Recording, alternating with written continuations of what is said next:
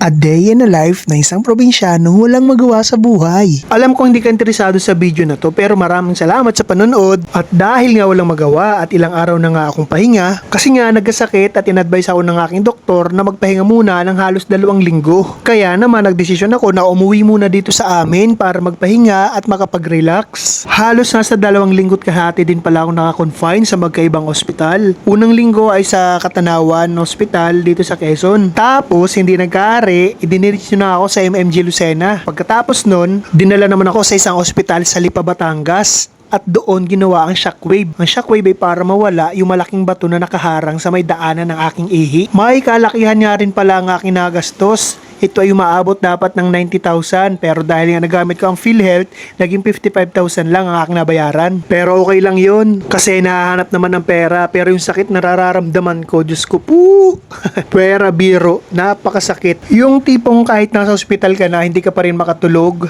kasi sobrang sakit na parang mangalay, na parang may nakabitin sa iyong bewang na parang mapuputol. Tapos tuturuan lang nila ng pain reliever, mawawala ng kaunting oras, tapos babalik na ulit.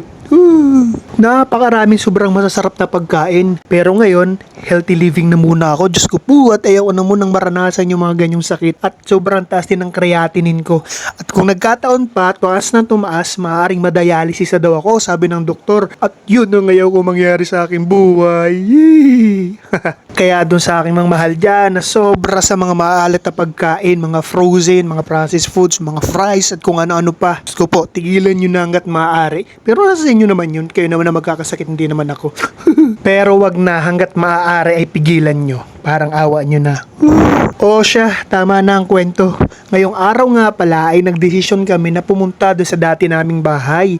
Kasi nga itong tinitira namin ngayon ay medyo bago pa at ilang araw pa lang naming natutulugan. Kukuha kami ng ilang gamit o ilang kasangkapan na naiwan pa namin doon. Pero ang pinakang purpose talaga namin ay kukuha ng kalamansi. Mamimitas kasi merong 2 puno doon ng kalamansi para hindi na bumili. O, di ba? Kung napansin nyo nga kanina ay tabing dagat ang aming bahay. At ang lagay ng panahon ngayon dito sa amin ay malakas ang hangin, ganun din yung alon. Ito yung delikado dito sa amin sa mga nasa tabing dagat ang mga bahay. Pero kahit nga tabing dagat ang aming dinadaanan ay meron din namang daan sa bundok. Kaya dito na kami nagdesisyon sa bundok dumaan para medyo malapit. At kung mapapansin nyo, may 3 bata kami nasa lubong dyan. Sila yung mga bata na kumukuha o nanguhuli ng kuray. Gamit nila yung patibong o alam nyo yun, yung patibong, yung may kawayan. Tapos doon papasok yung kuray sa loob nun.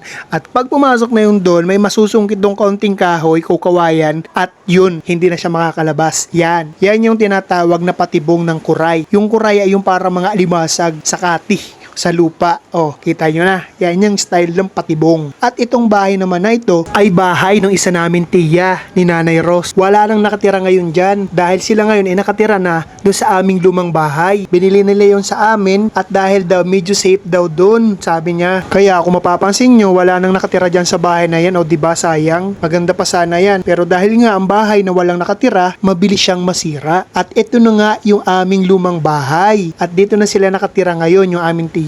At kasama niya dito yung sa niyang anak, saka yung 2 niyang apo. Siguro humigit kumulang ay nasa 10 taon din kami nanirahan sa bahay na ito. At napakaraming memories din ang naganap dito. May malulungkot, may masasaya, pero yan mo na, past is past.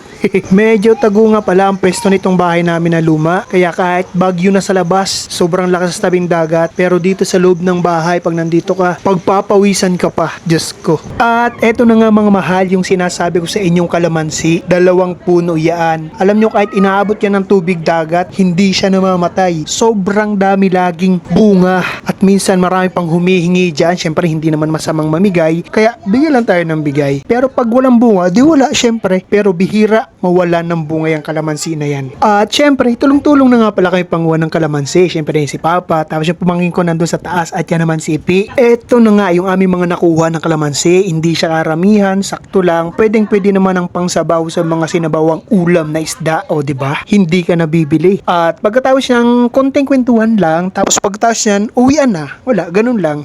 Sige, hanggang dito na lang muna. Alam!